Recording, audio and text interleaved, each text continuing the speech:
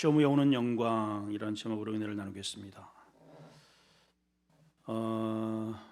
어려운 고난을 잘 극복하면 반드시 하나님의 놀라운 은총과 축복이 따르게 마련입니다. 우리나라의 몬주익의 영웅 주인공이 있어요. 몬주익의 영웅 누구 같아요? 오, 그런 것도 알아요? 되게 유식하네. 난 나만 어떻게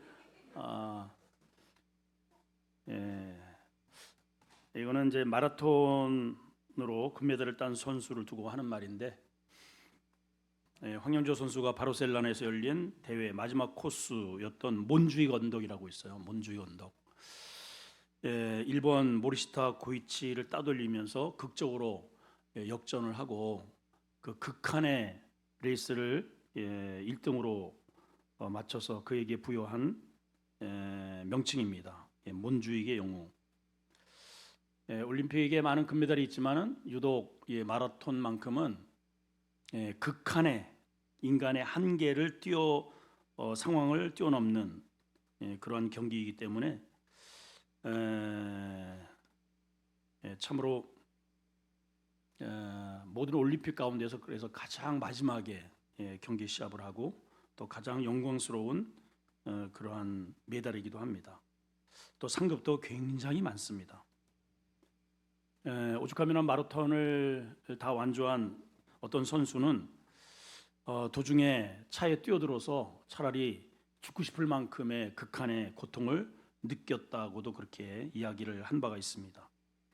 이런 극한의 한계를 극복하고 얻은 영광이기 때문에 우승을 하면 본인뿐만 아니고 최고의 영예를 또 얻게 되고 많은 사람들의 박수갈채를 받게 되는 것이죠. 우리가 하나님 앞에 받는 시험도 마찬가지예요.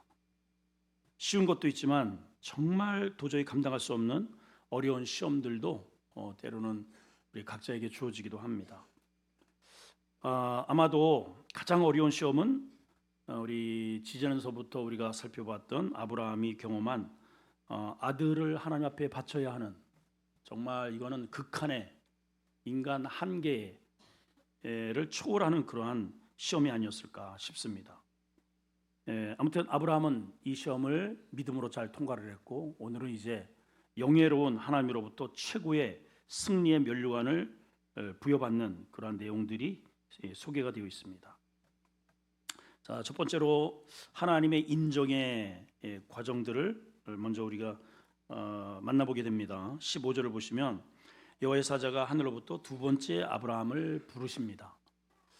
일반적으로 하나님께서 어떤 선지자나 주의 종들을 구약 시대에 특별히 이렇게 부를 때에는 뜨문 이렇게 나타나셔요. 이게 뜨문. 근데 오늘은 바로 본장 앞에 11절에 보니까 여호와의 사자가 하늘로부터 첫 번째 아브라함아 그동안에 가만히 계시다가 하나님을 아브라함을 부르셨죠. 그에게 아무 짓도 하지 마라, 손 대지 마라. 내가 그 아들을 아끼지 않고 내게 바치는 그것을 내가 목도했으니 내가 이제야 하나님을 경외하는 줄을 확실히 이제 인정할게.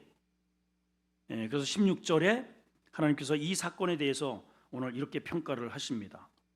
자, 16절 시작. 이르시되 여호와께서 이르시기를 내가 나를 가리켜 맹세하노니. 언더라인 하실까요? 언더라인.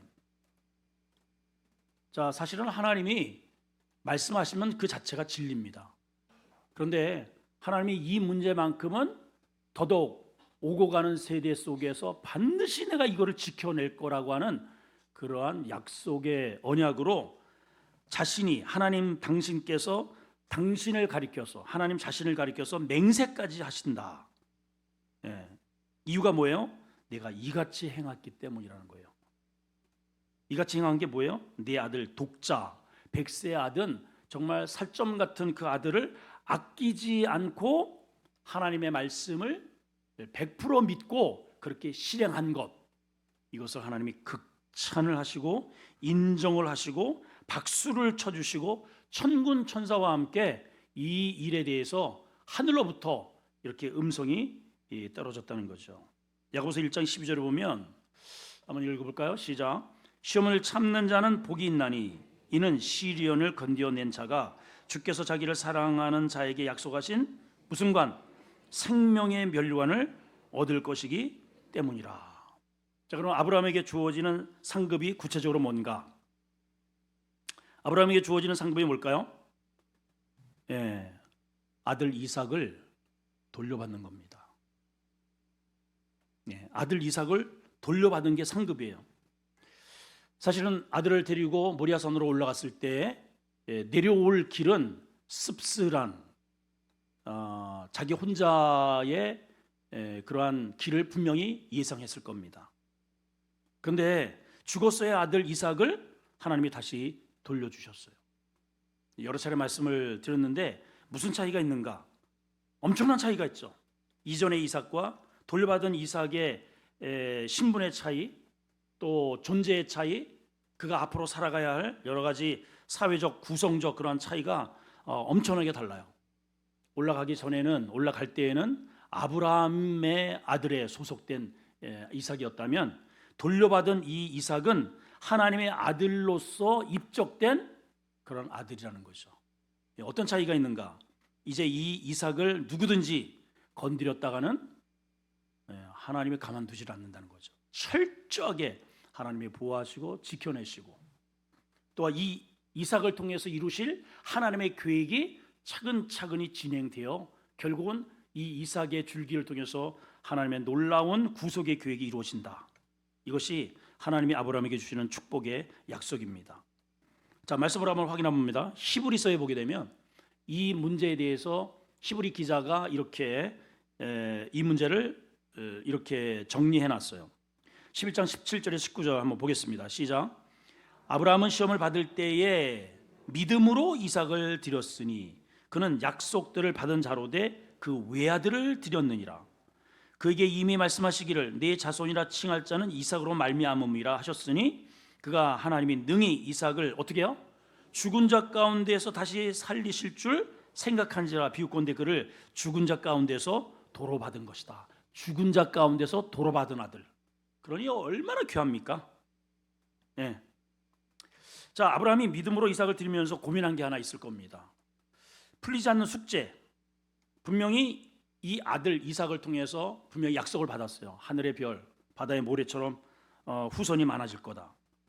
근데 문제는 뭡니까? 어떻게 죽은 이삭이 후손을 보느냐 이 말이에요.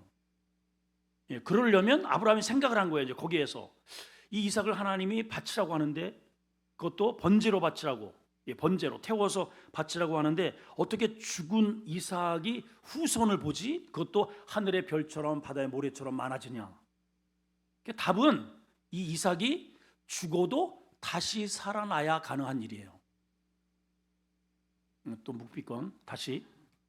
자, 하나님은 약속하셨습니다. 이 이삭의 씨를 통해서. 과거에는 이 아브라함이 첩의 아들 이스마엘을 통해서 이것으로 저는 만족하겠습니다. 아니야, 굳이 하나님이 그걸 반대하시고 내 몸에서 나는 자라야 내 씨라 칭할 것이다. 그래서 주신 아들이 이삭이란 말이에요. 근데 그 이삭을 바치라는 거죠. 그러니까 생각을 해야 됩니다. 아니, 이 아들을 바치면 어떻게 후손이 생긴단 말이야. 그러면 답은 이거예요. 이 아들은 죽어도 살겠네. 그래서 아브라함이 이 과정을 통해서 부활이라는 것을 생각해 낸 겁니다. 하나님께서 이 아들을 받으시면 이 아들을 죽여도 이 아들은 다시 살리시겠구나. 하나님은 죽이기도 하고 살리시기도 하실 수 있는 그러한 능력자이기 때문에 그것을 믿음으로 받아들였다 이 말입니다. 그래서 히브리서 19장에 보면 그를 죽은 자 가운데에서 도로 받았다. 히브리 기자는 그렇게 정리를 해놨어요. 자, 결국 이제 우리와의 관계 속에서 한번 우리가 생각해 봐야 할 게 오늘 이 세상의 한계와 풀리지 않는 미스테리를 우리 성도들이 어떻게 믿음으로 뛰어넘는가? 내 앞에 놓여 있는 이 미스테리의 문제들을 어떻게 뛰어넘느냐? 자, 이 세상, 우리가 살고 있는 이 모든 이 세상의 것이 완전한 결정체, 그러니까 완전한 규결로서 결정되는 게 아니다 하는 겁니다. 그런데도 하나님께서 우리에게 공의와 축복을 약속하신단 말이죠. 결국 믿음을 가진 성도들의 마지막 내리는 결론이 뭐냐면 우리는 이렇게 결론을 내려야 됩니다. 이 세상이 전부가 아니로구나. 우리는 결론이 그거를 꼭 명심해야 돼요. 부활이 있고 우리가 하나님이 약속하신 것은 우리가 죽음 이후에도 계속 진행되고 적용된다. 이게 우리 믿음의 성도들이 받아야 할, 오늘 이 본문을 통해서 우리가 꼭 가져야 할 약속의 말씀이다 하는 겁니다. 그렇기 때문에 우리 믿음의 성도들은 실질적으로 부활신앙을 가진 성도는 죽음을 두려워하지 않게 된다는 거예요. 이건 끝이 아니거든요. 그래서 실질적으로 우리 믿음의 성도들의 죽음은 그렇게 애통하지 않습니다. 그래서 다른 교회에서 보면은 아주 대놓고 아무개 권사님이나 장로님이나 누가 천국 입성식, 이렇게 장례식을 천국 입성식 이렇게 해서 보내는 교회가 실제로 있어요. 저는 성경적이라고 봅니다. 자, 여러분, 우리가 성도들이 우리 많은 경우에 있어서 하나님 말씀에 순종하지 못하고 자주 낙심하는 이유가 뭐냐 하면 이 죽음의 문제를 초월하지 못해서 그래요. 이거를 믿음으로 받아내지 못하니까 계속해서 이 세상에서 모든 것들을 다 누리려고 하다 보니까 그러니까 기복적인 신앙이 될 수밖에 없다는 거죠. 보고 싶은 거 다 보고, 먹고 싶은 거는 핸드폰 다 서치해가면서 전국에 돌아다니면서 다 뒤져가면서 먹고, 가지고 싶은 거 다 갖고, 자고 싶은 거 다 자고. 그러니 언제 순종합니까? 그러니까 말씀이 말씀되지 못하죠. 그래서 믿는 자와 믿지 않는 자 별반 다를 게 없는 거예요. 실질적으로 우리 믿는 자와 믿지 않는 자의 아주 극명한 차이는 우리는 죽음을 초월한 자, 저들은 죽음 앞에 두려워 떨며 그것이 절명으로 느끼는 자, 이 차이예요. 뭐 믿는다고 해서 더 부자입니까? 믿는다고 해서 더 똑똑합니까? 그런 면에서는 똑같아요. 다만 우리가 믿음으로써 초월할 수 있는 것은 이 아브라함의 신앙이라는 거예요. 아들을 데리고 가면서도 이 아들은 하나님께서 요구를 하시지만 이 아들을 통해서 분명히 하나님의 뭔가를 하신다고 하셨으니 이 아들은 죽어도 살 것이다 라는 부활의 신앙이 있는 거죠. 그러니까 우리의 삶은 이것이 끝이 아닌 거죠. 아멘이죠? 자, 그러면 이제 하나님께서 약속하신 여기 계속 후손에 대한 이야기가 계속 반복됩니다. 다시 말하면 그 씨에 대한 이야기가 계속 나오는데, 자, 그 의미가 무엇인가를 한번 살펴보겠습니다. 17절입니다. 시작. 내가 네게 큰 복을 주고, 이제 공식적으로 하나님께서 이 시험을 통과한 아브라함에게 주시는 구체적 상급입니다. 자, 다시 한번 시작. 내가 네게 큰 복을 주고 네 씨가 크게 번성하여 하늘의 별과 같고 바다의 모래 같게 하리니 네 씨가 그 대적의 성문을 차지하리라. 언더라인 두 가지 합니다. 네 씨가, 또 중간에 네 씨가, 한 구절에 계속 이 씨가 계속 반복되고 있죠. 자, 하나님께서 아브라함에게 주시고자 하는 이 축복은 우리 일상적으로 우리가 받게 되는 그러한 부귀 이런 게 아니에요. 아주 특별한 축복이에요. 뭐 재정이 늘어나가고 장수하고 건강해지고 뭐 땅이 늘어나고 이런 축복이 아닙니다. 자, 어떤 축복이가 봤더니 네 씨가 크게 번성한대요. 어느 정도로? 하늘의 별과 같고 바다의 모래와 같고. 이 말은 셀 수 없을 만큼. 자, 일단 이 말씀으로 보면은, 문자적으로 본다면은 그 뒤에 이제 이렇게 돼 있죠. 그 씨가 대적의 문을 차지할 거다. 이 씨로 인해서 이 나라가 강성해지고, 그동안에 이제 민족들을 보면 우리나라에도 뭐 마야 문명이라는 게 있었잖아요. 고조선, 뭐 그때서부터 이렇게 생성되었다가 사라진 그러한 부족들이 굉장히 많아요. 세계 역사 속에 보면 더더욱 많습니다. 그런데 이제 이 민족은 하나님께서 강성하게 하셔서 나라 위에 우뚝 서는 그러한 강성한 나라가 되게 해 주시겠구나, 뭐 이 정도의 의미 같은데 우리가 보게 되면, 근데 여기에는 굉장히 중요한 두 가지의 영적인 의미를 품고 있어요. 그게 뭐냐? 자, 우선 네 씨가 크게 번성하여 하늘의 별 같고 바다의 모래같이처럼 그렇게 많을 거다. 이 말 속에는 두 가지 의미가 있는데, 하나는 단수로서의 씨입니다. 단수로서의 후손, 두 번째는 복수로서의 후손이 이 말씀 속에 내포가 되어 있어요. 자, 단수로서의 후손은 어떠한 의미인가? 단수니까는 한 사람이죠. 네 씨가 다 하나다 이 말이에요. 그러니까 한 존재, 하나. 따라합시다. 하나. 그러니까 네 씨가 단수는 한 명이에요. 한 명. 근데 복수로서의 또 후손이에요. 그 후손은 실제로 그 안에 많은, 셀 수도 없는 많은 사람을 내포하고 있다. 어느 만큼? 바다의 모래처럼, 별처럼. 이게 참 무슨 말인지 도대체 모르겠어요. 아니, 어떻게 아브라함의 자손이 한 사람이면서 동시에 하늘의 별처럼 바다의 모래처럼 많을 수가 있을까? 이게 도대체 이게 무슨 말인가? 자, 석류를 예를 들어서 한번 설명을 해볼게요. 석류라고 하는 과일 있죠, 그죠? 하나예요. 그렇죠? 석류가 하나야. 이만해. 주먹대 이만하잖아요. 이렇게 이만하잖아요. 석류.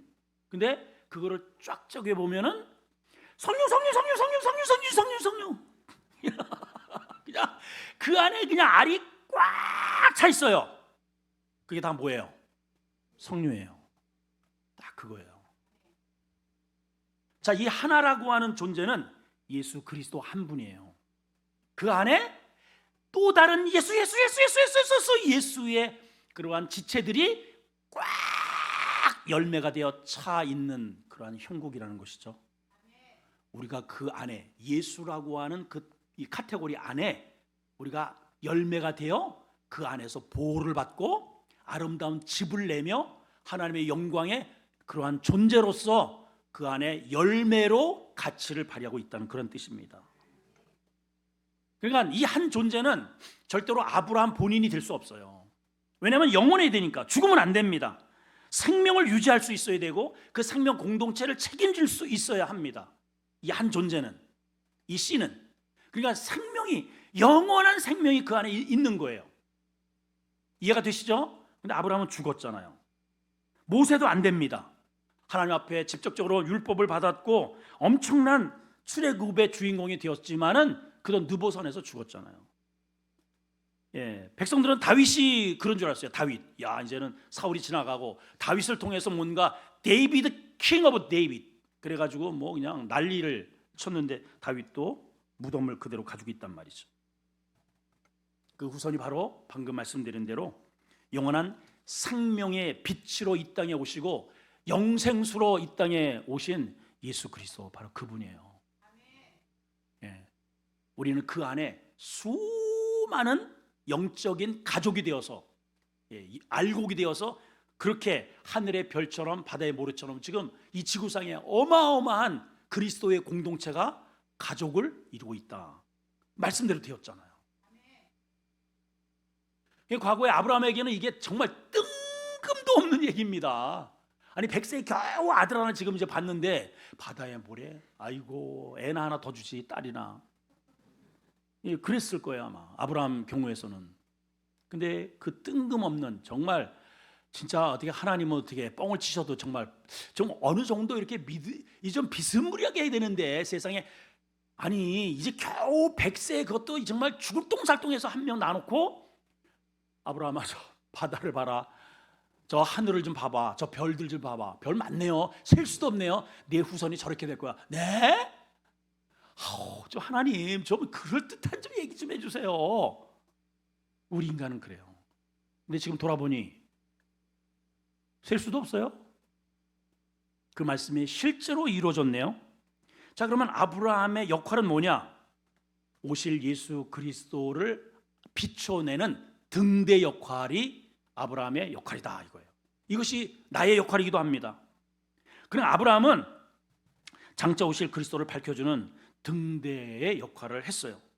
그러니까 먼 바다가 안개가 끼고 또 캄캄한 한밤중에 안전하게 항구로 접안을 하려면 반드시 불빛이 필요합니다. 그러니까 아브라함이 바로 그 첫 번째 믿음의 불빛, 시의 시초, 믿음의 시조가 된 거예요. 이 어두운 세상 가운데 항구를 영적인 항구를 찾지 못하는 우리 인생들이 아브라함이 비춰놓은 그 가냘픈 그런 빛을 바라보고 거기서 세워나온 진짜 빛 예수 그리스도를 접안할 수 있도록 안내 역할을 했다 이 말입니다. 그렇다면 우리도 우리 세상 가운데 그리스도의 아브라함에게 우리에게 비춰준 가냘픈 그 빛이 예수 그리스도를 통해서 내가 빛이다 하고 오셨으니, 여러분 오늘 우리 이제 제자 훈련하면서도 제가 말씀을 드렸는데, 지난번에도 저희 여러분한테 말씀드린 바 있어요. 너희는 세상의 빛이 되라. 너희는 세상의 소금이 되라. 맞다 틀리다? 틀려요. 우리는 절대로 세상의 빛, 소금이 될 수가 없어요. 우리는 어둠이에요. 우리는 절대로 맛을 낼 수 없어요. 우리는 이미 맛을 잃어버린 존재입니다. 우리 농담이라도 여러분 살맛나요? 아휴 죽을 맛이에요. 여러분 어때요? 아휴 죽겠어요. 살맛이 없어요. 살맛. 모두가 다 생명을 잃어버린 거예요. 주님이 구약 성경에 보게 되면 모든 제물에는 소금을 치라 그랬어요. 그래서 소금 언약이래. 소금이 하는 역할은 두 가지. 이게 썩지 않게 하는 것 두 가지는 맛을 내는 거예요. 그러면 이 소금이 자기를 녹여서 스며드는 겁니다. 자, 빛은 우리가 절대로 빛이 될 수 없습니다. 근데 주님이 이렇게 말씀하셨어요. 내가 저 하늘에서 온 세상을 비추러 온 빛이다 그랬어요. 그랬죠? 요한복음에 내가 빛이래요. 빛. 자, 그러니까 우리는 그 빛을 소금이신 예수님을 영접한 존재입니다. 그래서 성경을 여러분 자세히 보시면은 너희는 세상의 빛과 소금이 되라고 하지 않았어요. 너희는 이미 세상의 빛이니. 빛이니. 어떻게? 예수님을, 그 빛을 내 마음에 모셔드림으로 인해서 내가 빛이 된 거예요. 내가 소금이 된 거예요, 여러분. 자, 그러면 내가 하는 역할은 빛이 되려고 애를 쓸 게 아니고 이미 빛이 되니까 이미 맛을 낼 수 있는 그런 요소를 가지고 있는 거예요. 그럼 내가 하는 일은 뭐냐면 이 빛을 뚜껑으로다 이렇게 확 덮어놓지만 않으면 돼. 꼭 명심하세요. 빛을 가리지만 않으면 돼요. 커튼으로. 그 가리는 게 뭐냐? 내 고집, 죄성이에요. 그러니까 빛이 안 나타나죠. 빛은 이렇게 불을 켰는데 저기다가 안막을 갖다가 탁 쳐버리면 여기는 깜깜할 거 아니겠어요? 태양은 떴는데 먹구름이 꽉 껴 있으면 밑에는 어둠이 되지 않겠습니까? 근데 구름이 쫙 걷히면 햇볕은 쨍쨍, 모래알은 반짝 하듯이 내가 할 역할은 내 안에 있는 그 어둠의 그림자, 안 됩니다. 못합니다. 부정적인 그런 먹구름을 걷어만 내면 돼요. 따라합시다. 걷어만 내자. 자, 소금은 어떻게 해야 되는 거예요? 예수님의 소금 그 결정체입니다. 그러니까 이 소금이 이렇게 뿌려지기만 하면 되는 거예요. 소금을 주먹에만 쥐고 있지 말고, 가슴에 품고만 있지 말고 제발 소금을 이미 품고 있잖아요.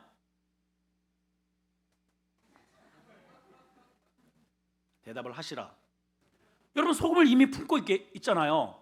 그 소금이 어떻게 해요? 소금은 가둬만, 이거 병에다가 이렇게 가둬만 놓을 게 아니고 이렇게 음식에다가 삶의 현장에 집어가지고 이렇게 치면 되는 거예요.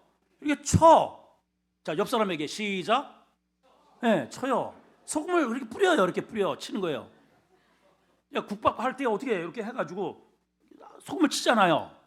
그러면 이 소금이 들어갔다 하면 녹아져서 맛을 낸단 말이지. 맛이 나게 하고, 노래할 맛 나게 하고, 예배 드릴 맛 나게 하고, 부부에게도 맛이 있고, 일할 맛이 나고. 여러분 살맛 나요? 물어보세요. 요즘 살맛 나냐고 한번 물어봐요. 살맛 나요? 아, 죽겠어요. 아유, 정말 빨리 죽었으면 좋겠어요. 그 이유는 뭐야? 소금은 들고 있으면서 이걸 내가 뿌리질 않아서 그래요. 이 효용성을 몰라 그래요. 그 내가 역할은 그거에 이미 들고 있으면은 내 어둠을 걷어내고, 그러면 어둠이 물러가요.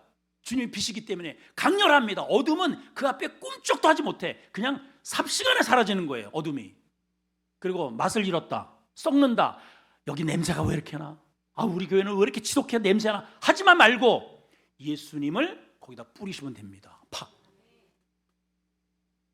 그러면 금방 썩는 게 방지되고 맛깔나게 되는 거예요. 아브라함이 그 역할의 시초가 된 겁니다. 자, 두 번째는 대적의 문을 차지하리라 그랬어요. 17절 끝에 내 그 씨가, 결국 씨가 누구예요? 예수님이 어떻게 해요? 대적의 문을 차지하리라. 대적의 문이 누구예요? 마귀의 성문을 차지하게 된다는 것이죠. 여러분, 문은 옛날이랑 오늘이랑 똑같아요. 문만 장악하면 그 안에 있는 사람들, 그 안에 있는 모든 것들은 다 내 거예요. 문이 점령해요. 이 입술에, 그래서 요 입술에 파수꾼을 세우라잖아요. 요 입술을 제어하지 못하면은 요 입을 통해서 그냥 온갖 복을 요게 다 망쳐버리는 거예요. 그냥 요걸 점령을 못해서 요거 마음의 문, 생각의 문. 그러니까 마귀가 점령하는 것은 이거예요. 고지인데 우리의 생각, 우리의 마음의 그 문을 딱 깃발을 꽂으면 끝나는 거예요, 그 인생. 그럼 그 문에서요 계속 나오는 소리를 들어보세요. 전부 다 비관적입니다. 못합니다, 안 됩니다, 힘듭니다, 더럽습니다, 죽고 싶습니다. 예.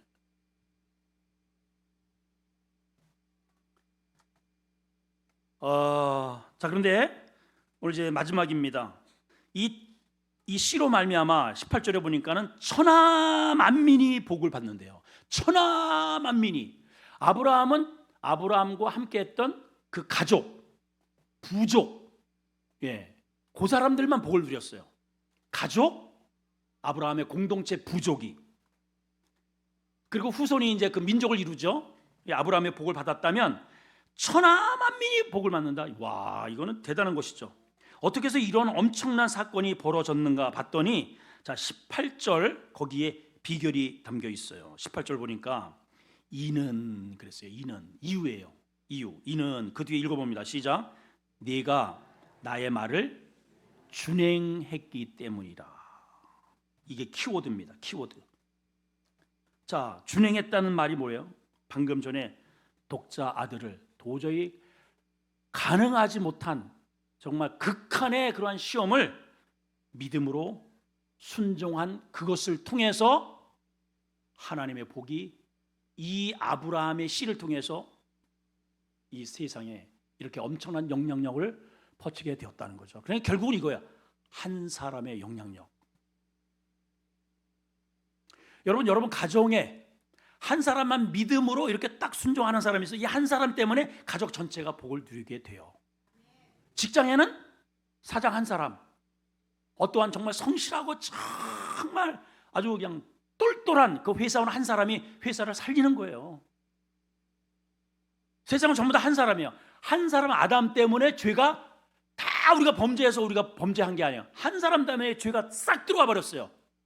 그런데 예수 그리스도 한 분의 의로운 행동 때문에 구원의 문이 다 열린 것처럼 우리 교회도 한 사람만 제대로 말씀과 헌신과 믿음 가운데 딱 서 있으면은 그 한 사람 때문에 교회가 살아나요. 부서가 살아나요. 남전대가 활성돼요. 여전도회가 2배, 3배로 늘어나요. 그 한 사람입니다. 이제 문제는 누가 하겠지.